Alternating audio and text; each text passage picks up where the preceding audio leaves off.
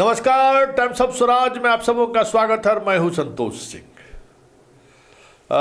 मित्रगण, ऐसा था कि एक हम शादी समारोह में कल से बहुत ज़्यादा व्यस्त रहा। समारोह में शामिल पूरी रात जगा रहा और अभी थोड़ी देर पहले दोपहर बाद पटना पहुँचे। हालांकि इस दौरान भी आपके तिरहुत निर्वाचन क्षेत्र के हालात को लेकर, मतलब काउंटिंग को लेकर क्या अपडेट आ रहे हैं, इस अपडेट पे मेरी खास नज़र बनी हुई थी। कई शिक्षकों का फ़ोन भी आता रहा इस दौरान, क्या हुआ नहीं हुआ, क्या हो रहा है, क्या जीत के कितने आसार हैं, ये सारी बातें होती रहीं। आखिरकार बंशीधर ब्रजवासी बिहार विधानसभा के विधान पार्षद बन गए हैं। देखिए, इस दौरान काफ़ी लोगों की ये दिलचस्पी थी कि संतोष जी अभी तक इस पर कोई वीडियो नहीं बनाया। तो वीडियो बनाने में विलम्ब क्यों हुआ, इसकी वजह मैंने पहले ही बता दिया कि उसकी वजह कुछ और नहीं, शादी की व्यस्तता की वजह से थोड़ा वक्त लगा। लेकिन अमूमन इस तरह के रिजल्ट के बाद हम थोड़ा वक्त लेते भी हैं। राजनीति को देखने का मेरा अलग नज़रिया है, राजनीति को मैं अलग तरीके से समझता भी हूँ। इस जीत से शिक्षक काफ़ी उत्साहित हैं और उनको लगता है कि हमने सरकार को करारा दबाव दिया है, तमाचा मारा है। स्वाभाविक है, आपके इस जीत के जश्न में हम खलल डालना नहीं चाहते, क्योंकि बहुत सारे मित्र ने ये फ़ोन कर मुझे कहा कि ऐसा विश्लेषण करिए जिससे सरकार को लगे कि कहीं कुछ न कुछ जो तानाशाही वाली रवैया उसने अख्तियार की है, उसका जवाब शिक्षकों ने दिया है। वाकई में ये जवाब तो है, लेकिन इस जवाब से इतर भी एक बड़ा सवाल है, और जो सवाल हमें दशकों से कहीं न कहीं चुभ रहा है कि इस पॉलिटिकल सिस्टम में जिस तरीके के लोग विधायक, एमपी, एमएलए बनते हैं, क्या वो बनने के बाद उस आइडियोलॉजी के साथ, उस विचार के साथ, उस कमिटमेंट के साथ बने रह पाते हैं क्या? एक नहीं, हजारों ऐसे उदाहरण हैं कि चुनाव जीतने के बाद ऐसे लोग जो संघर्ष से आते हैं, ऐसे लोग जो एक खास मुद्दों के साथ चुनावी राजनीति में आते हैं और चुनाव जीतते हैं, उनकी लोकप्रियता उतनी ही तेज़ी से घटती है। क्योंकि इस पॉलिटिकल सिस्टम में आपकी विसात जो है, हैसियत जो है ना, एक गिलहरी की भी नहीं है। मतलब हम गिलहरी, उस गिलहरी की बात कर रहे हैं जो गिलहरी राम सेतु के निर्माण के दौरान मिट्टी शरीर में लगा के जाके राम सेतु निर्माण में झाड़ के चले आते थे, उस पर नज़र राम की पड़ गई थी। वो हैसियत भी नहीं है।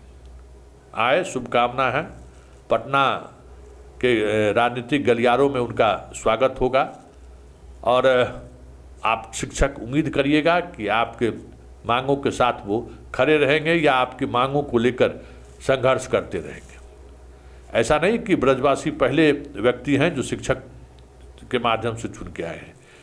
तमाम शिक्षक नेता आपके विधान परिषद में और विधानसभा में भी कई है, आपकी बातों को उतनी ही मजबूती से रखते आए हैं। लेकिन सरकार अलग है, सरकार के काम करने की नज़रिया अलग है, और सरकार इस तरीके के हार जीत से अपने फैसले को बदलने पर बहुत कम ऐसे मौके आए हैं जब सरकार सोचती है। देखिए, सबसे बड़ी बात है ब्रजवासी के जीत का जो मैंने विश्लेषण किया है। देखिए, मेरा भी मानना था, मैंने भी जो खबर बनाई थी कि फर्स्ट प्रेफरेंस में ब्रजवासी आगे निकलेंगे, लेकिन सेकंड प्रेफरेंस में उन्हें नुकसान होगा और अल्टीमेटली उनको बाहर जाना पड़ेगा। लेकिन जब हम वोट का जब अब रिजल्ट आया है तो आप समझिए कि लगभग 70,000 के करीब वोट, मतलब सही वोट पाए, वैध पत्र पाए गए हैं। उसमें अब 18,000 के करीब आपको ब्रजवासी को फर्स्ट प्रेफरेंस का वोट आया है। मतलब आप उन चीज़ों को आप समझ सकते हैं। 18,000 से 23,000 के करीब समझ जाइए। 7वें राउंड में वो 23,000 पहुँच गए थे। तो 12,000 कम वोट फर्स्ट प्रेफरेंस में इनका आया है। ये सेकंड प्रेफरेंस के आधार पर इसलिए जीत गए कि जो सेकंड उम्मीदवार था उनका ये कैलकुलेशन का आधार है कि 50+1, उसके आधार पर वो चुनाव जीत गए। लेकिन फिर भी ये जीत बड़ी जीत है, क्योंकि एक ऐसा व्यक्ति जिसने संघर्ष का रास्ता अख्तियार किया, संघर्ष के सहारे वो चुनावी मैदान में उतरे। लेकिन एक बात याद रखिएगा कि शिक्षकों की जीत के बजाय ब्रजवासी के जीत में ऐसे सैकड़ों लोगों की भूमिका है जो उनके संघर्ष को एप्रिशिएट किया, मतलब उनके संघर्ष को स्वीकार किया। वो शिक्षक नहीं है, वो सिंपल स्नातक हो सकते हैं जिनका शिक्षा से कोई मतलब नहीं था, लेकिन सरकार के दमनात्मक नीति की वजह से जिस तरीके से उसने भावना में आके एक संदेश जारी किया, उसका भी इम्पैक्ट है। इस बात से नज़रअंदाज नहीं किया जा सकता है। इसलिए ब्रजवासी सिर्फ शिक्षकों की वोट की वजह से चुनाव जीते हैं, ऐसा नहीं है। और तमाम शिक्षक जो ये आकलन कर रहे हैं, तो ज़रा आप वैशाली, मुजफ्फरपुर, सीतामढ़ी और शिवहर 4 जिले में शिक्षकों की संख्या कितनी है, कितना वोट पड़ा और कितना वोट फर्स्ट प्रेफरेंस ब्रजवासी को आए हैं, तो उसको जब आप उसका अध्ययन कीजिएगा तो फिर आप आत्मविवेचना कर सकते हैं कि यह जीत शिक्षकों की जीत है या सत्ता को चुनौती देने वाले एक ऐसे शख्स की जीत है जिन्होंने के पाठक जैसे अधिकारियों के दंडात्मक कार्रवाई के खिलाफ आवाज़ उठाई और जनता ने उस आवाज़ को आवाज़ दी है। मैं ये मानता हूँ। लेकिन मैं ये भी मानता हूँ कि इस जीत को शिक्षक, सरकार और सत्ता के प्रतीक रूप में, हार के प्रतीक के रूप में अगर आप इसको प्रचारित या प्रसारित करने की कोशिश करते हैं तो एक बात तय मानिए, आपकी लड़ाई कमज़ोर होगी। कई मित्रों ने हमें फ़ोन किया और सब लोग कुछ इसी अंदाज में अपनी बातों को रख रहे थे कि चलिए नीतीश को औकात बता दिए। तो देखिए, सत्ता और सरकार को औकात बताने की हैसियत जनता में नहीं है। जनता, हम इसलिए कहते हैं कि जनता क्या वोट से अब चुनाव हार जीत नहीं होता है। बहुत सारी चीज़ें हैं, बहुत तरीके का इल्म है जिसका लोग इस्तेमाल करते हैं चुनाव जीतने में। और यही वजह है कि चुनाव जीतने के बाद जिस इशूज के आधार पर नेता चुनाव जीतता है, उस इशूज के साथ खड़ा रहना उसको बहुत मुश्किल होता है, क्योंकि जीतने के लिए कई तरह के फैक्टर का वो सहयोग लेता है और वो प्रेशर ग्रुप का काम करता है। चाहे वो पैसे से लोग मदद करते हैं, कास्ट ओरिएंटेड जो सोसाइटी है उसका वो सहयोग लेते हैं, फिर ऐसे लोगों से भी सहयोग लेते हैं जो आपके इंटरेस्ट के खिलाफ उनकी सोच रहती है।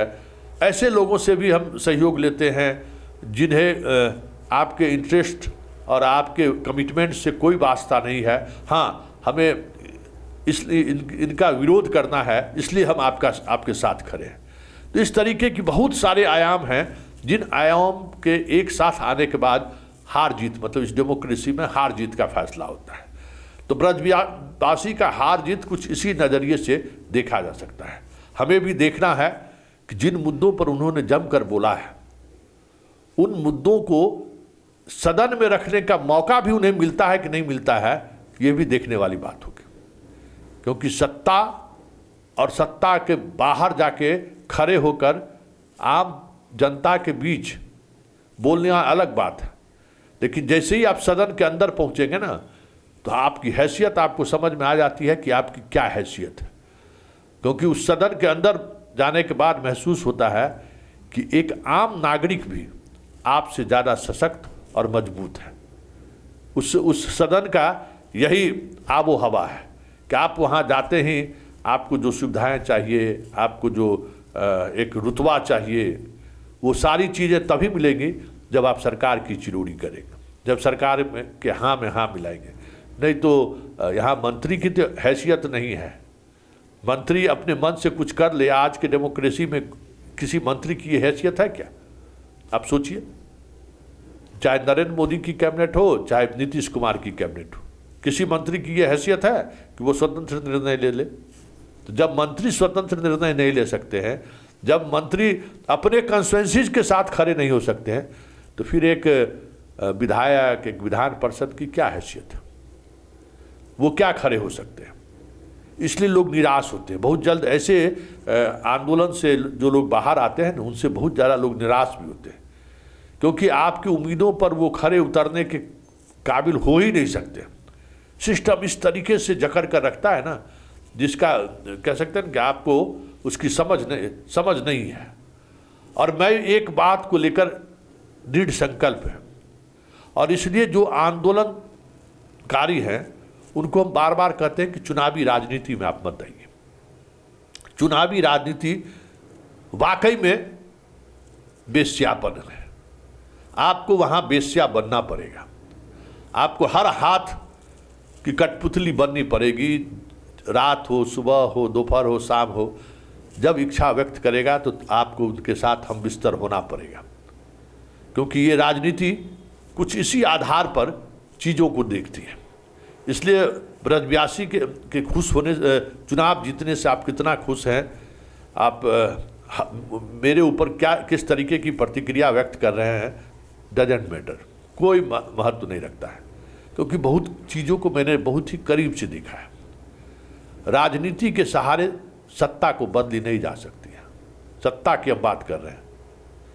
राजनीति के जरिए भले पार्टी को आप हरा दीजिए, लेकिन जो पार्टी जीत कर भी आएगी ना, वो सत्ता में आते ही सत्ता का जो मिजाज है ना, उस मिजाज में फिर वो खो जाता है।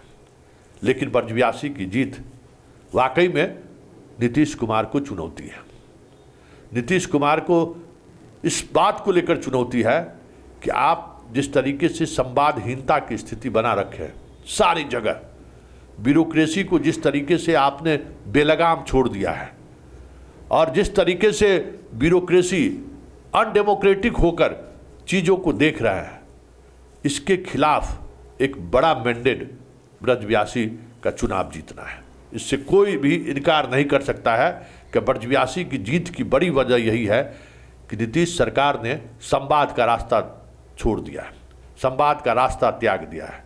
एसोसिएशन से वास्ता उन्होंने, एसोसिएशन को उन्होंने कह सकते हैं कि गैर संवैधानिक करार दे दिया है। आप अपनी बात नहीं रख सकते हैं, इस हद तक सत्ता और सरकार ने अपनी धमक बना ली है। तो ब्रजव्यासी की जीत इस मायने में काफ़ी महत्वपूर्ण है कि नीतीश सरकार की जो ये सोच है ना, उस सोच को करारा तमाचा तिरहुत की जनता ने दी है। लेकिन ये कहाँ तक बदलाव के पक्षधर है या कहाँ तक इससे बदलाव आएगा, ये तो आने वाला वक्त बताएगा, क्योंकि आज से ब्रजवासी की परीक्षा शुरू हो गई है।